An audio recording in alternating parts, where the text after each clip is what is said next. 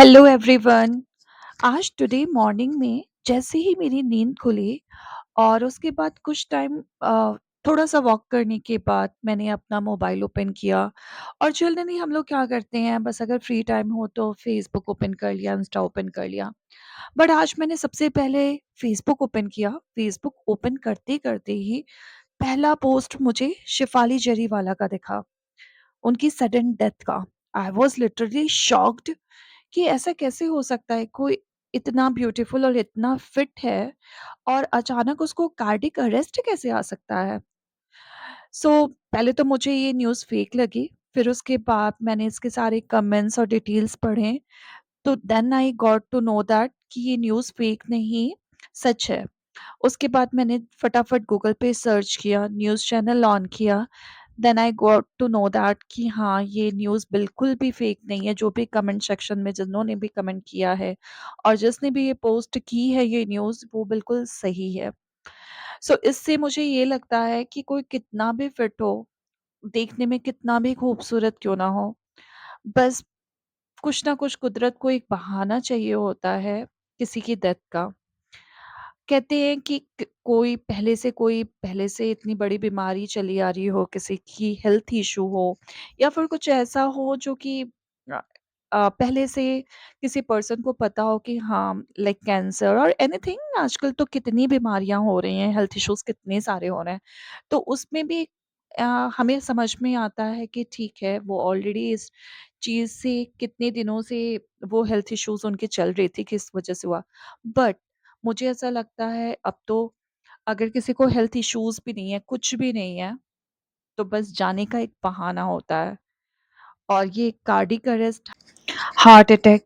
अगर किसी को पहले से कोई भी हेल्थ इश्यूज नहीं चल रही है, तो उसे अचानक ही हार्ट अटैक आ जाएगा और इस बहाने से वो बंदा इस दुनिया से चला जाएगा।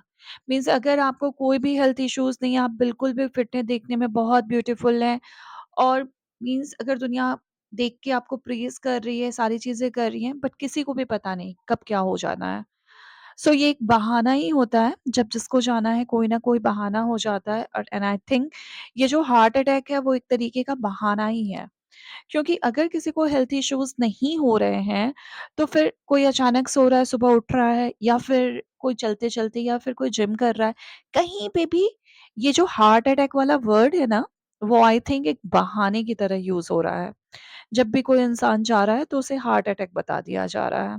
बिकॉज़ इसके पीछे क्या ही रीज़न बताना, जब किसी को जाने का रीज़न होना चाहिए कि उसे एक्चुअल कोई बीमारी हो, बहुत दिनों से उस बीमारी में वो परेशान हो, एकदम परेशान हो के मीन्स उसके लिए कोई भी इलाज का कुछ भी ना बचा हो, और उसके बाद उसको ऐसी इश्यू हो रही है, उसके बाद वो इस स्टेज में आ रहा है जहाँ पर उसको रिकवरी नहीं की जा सकती है, कोई भी डॉक्टर उनको बचा नहीं सकते हैं, तो फिर तो यार समझ में आता है।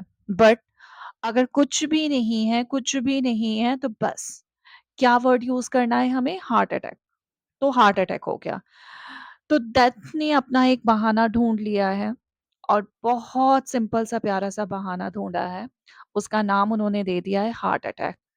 अगर डेथ को कोई रीज़न नहीं मिल रहा है किसी को अपने साथ ले जाने का, तो वो एक हार्ट अटैक का रीज़न बस चूज़ करके किसी को भी अपने साथ लेते जा रहे हैं। इट्स नॉट फेयर, बिल्कुल भी सही नहीं है।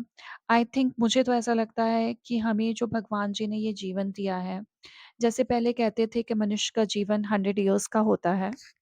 मैं ये कह रही थी कि जैसे पहले होता था, या आज भी कहते हैं, मनुष्य की जीवन नॉर्मली जो होती है हमारी एज वो 100 इयर्स की होती है।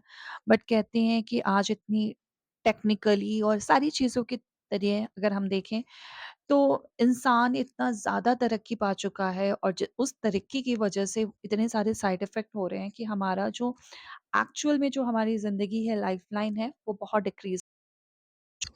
बस मुझे ऐसा लगता है, चाहे कुछ भी हो, अगर हमें भगवान जी ने ये जीवन दिया है, तो 100 इयर्स का बनाया है मनुष्य की ज़िंदगी, तो कैसे भी हम अच्छे से 100 इयर्स तक इस जीवन में रहें, ताकि 100 इयर्स तक जीने के बाद ना हमें दुःख हो जाने का इस ज़िंदगी से, ना हमारे आस-पास हमारे साथ रहने वाले को इससे तकलीफ़ हो हमें जाने की।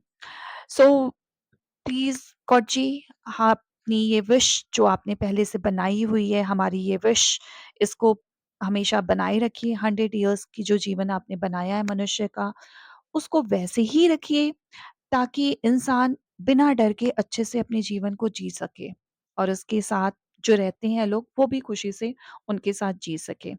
100 इयर्स में हम वो सारी चीज़ें कर सकते हैं एंड उसके बाद एक एज के बाद हमें भी नहीं लगेगा कि हमें इस ज़िंदगी से जाना है, कहीं दूर जा रहे हैं और हमारे साथ रहने वालों को भी नहीं लगेगा क्योंकि उस टाइम तक हम अपनी ज़िंदगी पूरी जी चुके होंगे और जो हमारे साथ रह रहे हैं, जो हमारे जानने वाले, प्यार करने वाले, वो भी इस फैक्ट को बहुत अच्छे से एक्सेप्ट कर पाएँगे क्योंकि उनकी ऑलरेडी वो ज़िंदगी आगे तक बढ़ चुकी होगी।